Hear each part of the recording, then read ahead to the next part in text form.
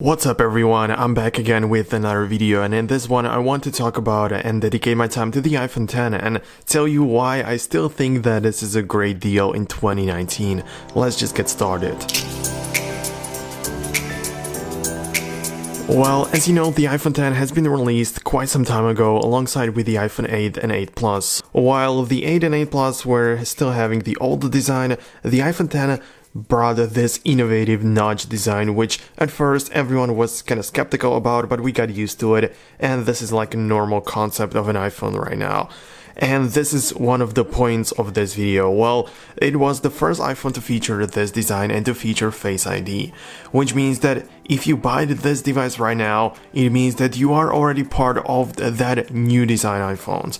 I mean, a lot of people use the iPhones to flex or to show that they have an iPhone, and if this is your case, which I don't really think is a bad thing to do, of course, if you buy a new device for like hundreds of dollars, you want somebody else to see that you have that device, so I would recommend you for these purposes to get the iPhone X, just because it looks new, like already the new iPhone XS, and also like the new iPhone which is going to come out in just a couple of days. But I also understand that the main point of a phone is to be usable and to make you feel that you really like it, and just, you know, it has to be a good phone for you.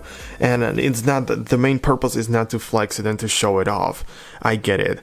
But if you think about it, the iPhone X isn't that bad either from this point of view. When it comes to the software updates and the app support and stuff like that, I mean, nowadays it's not even a problem to use an iPhone 6 because it still supports the latest software as of right now.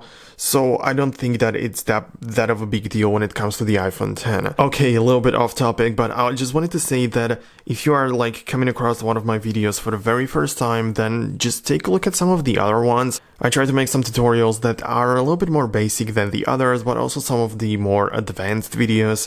So take a look at these, and if you are interested and like what you see, then click on the subscribe button and make sure you don't miss anything important in the future. But when it comes solely to the specs, I mean, it's not that bad either. I mean, 3 gigs of RAM is pretty much enough considering that it is an Apple device and the RAM management works a little bit differently when it comes to the iOS if you compare it to Android, for example. So keep that in mind. And also it has A11 Bionic. Of course, it's not the A12, which is a lot faster, but it's still a decent device to use.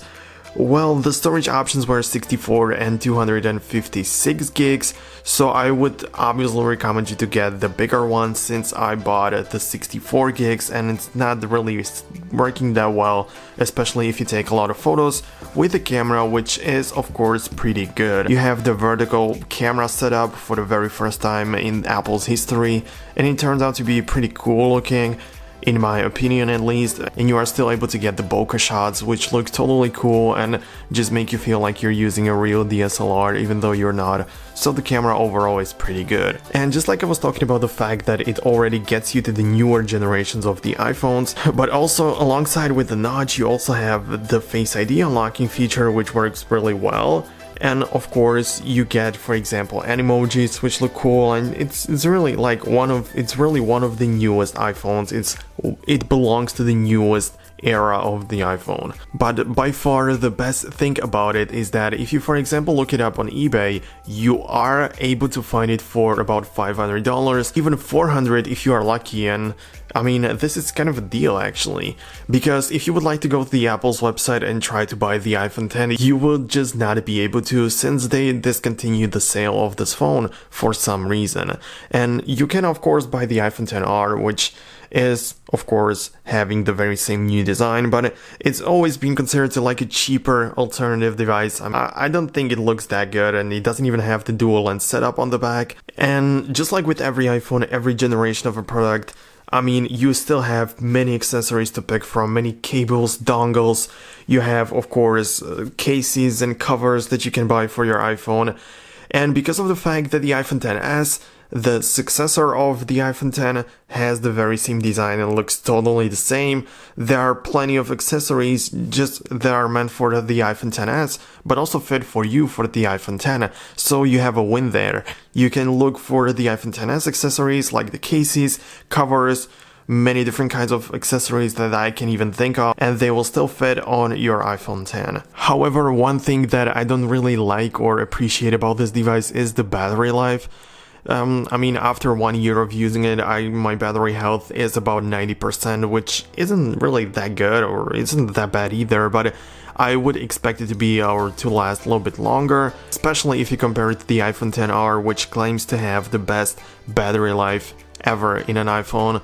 Then it's kind of a big deal to compare these devices. If battery life is important to you, then you should probably take a look at the iPhone XR, but again, there are other things, and especially the price of this product, of the iPhone X, which is a good thing and plays a big role in the decision-making process, and this is also one of the reasons why I still like the iPhone X in 2019. Well, of course, the iPhone 11 or 11 Max, 11 Pro, whatever it's going to be called, is going to be released really soon, which again means that the price of the older iPhones is gradually going to drop, which means that if you wait just a couple of months, you will be able to get the iPhone X for even lower price and still have a pretty good looking and good functioning device, so I would just recommend you getting that. Of course, the decision is up to you, and obviously it's not going to be any better than the iPhone XS or than the brand new iPhone 11, but it still is a pretty decent device to use. Okay, so I just wanted to make this video to let you guys know that I still think that the iPhone X is a pretty good device,